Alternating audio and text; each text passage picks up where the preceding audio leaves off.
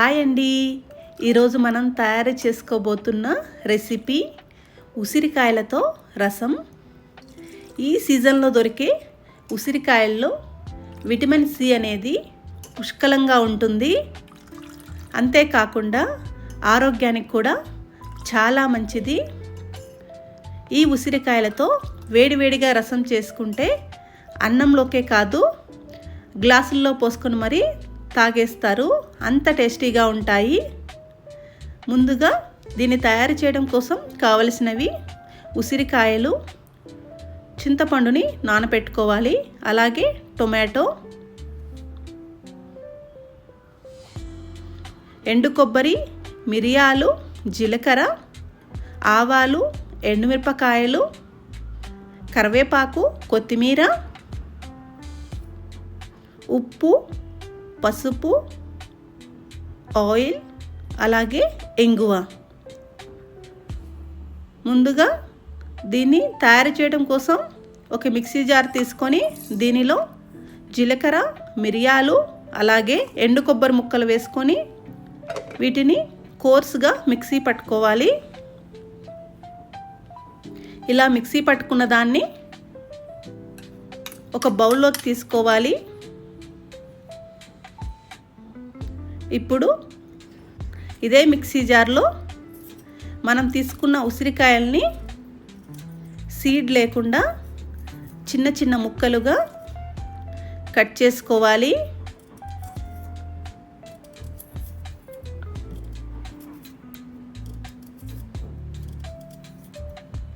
ఇలా అన్నీ కట్ చేసుకున్న తర్వాత దీనిలోనే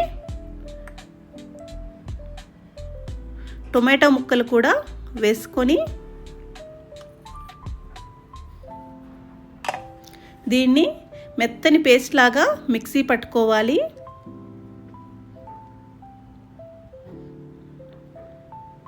ఇప్పుడు మనం రసం చేసుకునే కడాయిలో ముందుగా రెడీ చేసి పెట్టుకున్న టొమాటో ఉసిరికాయ పేస్ట్ వేసుకొని దీనిలోనే మనం ముందుగా నానబెట్టుకున్న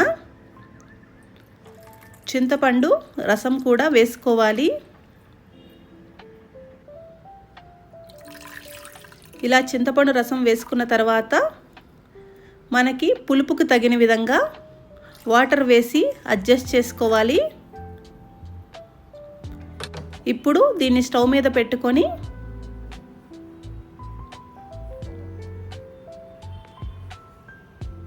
రుచికి సరిపడా ఉప్పు, అలాగే పావు టేబుల్ స్పూన్ పసుపు కూడా వేసుకొని దీనిలో కరివేపాకు కూడా వేసుకొని ఒకసారి బాగా మిక్స్ చేసుకొని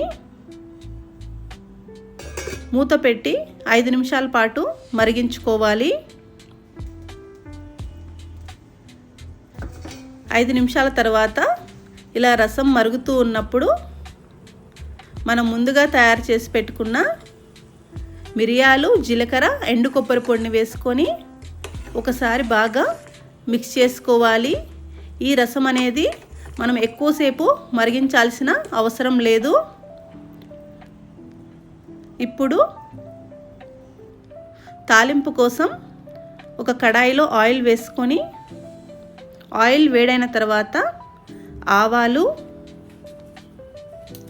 ఎండుమిరపకాయలు, ఈ రసంలో ఎండుమిరపకాయలు ఎక్కువ ఉంటే టేస్ట్ బాగుంటుంది, అలాగే కరివేపాకు కూడా వేసుకొని వీటిని ఫ్రై చేసుకోవాలి. ఇవి ఫ్రై అయిన తర్వాత కొంచెం ఇంగువ వేసుకోవాలి.